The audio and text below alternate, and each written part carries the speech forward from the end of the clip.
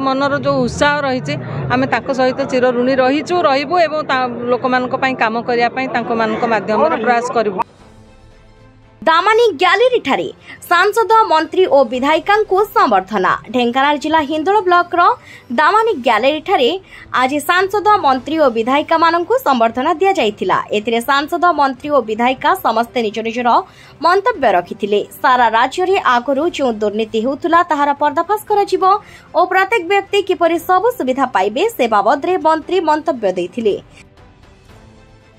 सारा ओडिसा दुर्नीतिर चेर बाहर करी दुर्नीतिमुक्त कराजिबो। वर्तमान नूतन सरकार तार नूतन रणनीति प्रयोग करी सब ठीक व्यवस्था कराजिबो बोली मंत्री मंतव्य देथिले। निश्चित भाव में हिंदोल निर्वाचन मंडल जो आमर भाई भौणी मैंने समस्ते आसिक आमको जो उच्छ्वसित संबर्धना कर मो तरफ हार्दिक कृतज्ञता ज्ञापन करुच्ची। कारण लोक मानकर मनरे जो आग्रह रही आज एत संख्यार आप देखी स्वतःप्रवृत्त भाव में आसिक संबर्धना देते मान्यवर सांसद को मान्यवर मंत्री को एवं तांकर विधायिका को। निश्चित भाव में आम से पाखे चिर ऋणी रहीबु। जो भाया संघर्ष भितर से आमको जितेक आनी एवं एपर्यंत मनर जो उत्साह रही आम सहित चिर ऋणी रहीचु रहीबु एवं लोक काम करने माध्यम प्रयास करूँ। ये जो प्रकार भव्य स्वागत हिंदोलवासी माने भाई भौणी मैंने कले समस्त को बहुत बहुत धन्यवाद जनाऊँ। आम पूरा ढेंकानाल उन्नति करवा राज्यर भी उन्नति करवा कारण बहुत आशा रखिकी लोक मैंने ये सरकार को परिवर्तन कर 24 वर्षर जो भ्रष्टाचारी सरकार थिला जो बाबू मान सरकार थिला ताको विदा कर तेणु गोटे आशा रखी से आशा को आम पूरण करवा।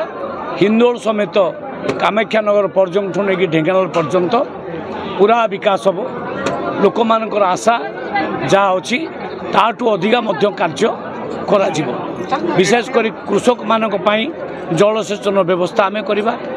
प्रत्येक ब्लॉक रे कोल्ड स्टोर करवा।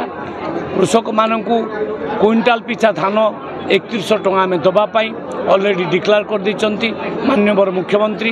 मोर व्यक्तिगत जीवन नहीं व्यक्तिगत विजय नहीं केबे चिंता करी न थाए।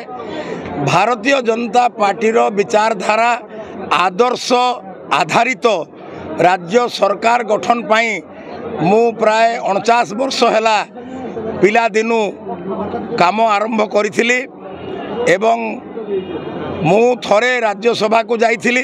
सेही परी भारतीय जनता पार्टी थरे भागवाली सरकार रे थिला आंशिक किंतु आज आम संग्राम आज सार्थक होईची।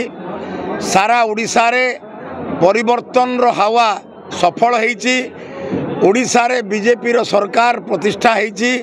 मोदी सरकार तृतीय थर आसीबार थिला आसीची एवं सेही क्रम रे ढेंकानाल जिलावासी अकुंठ आशीर्वाद देइचंती।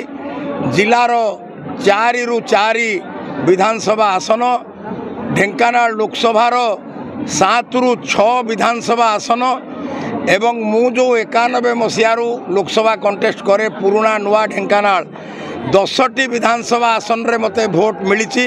सेथिरु 8टी विधानसभा आसन बीजेपी विजय लाभ करिछि। आउ आमर केंद्र मंत्री धर्मेंद्र प्रधान एवं आमर ढेंकानाल जिल्लार सुयोग्य संतान कृष्णचंद्र पात्र वर्तमान ओडिशा सरकार रे मंत्री होइचंती। ढेंकानाल जिला प्रतिनिधि निमाई चरण सामल का रिपोर्ट संस्कार टीवी ओडिशा।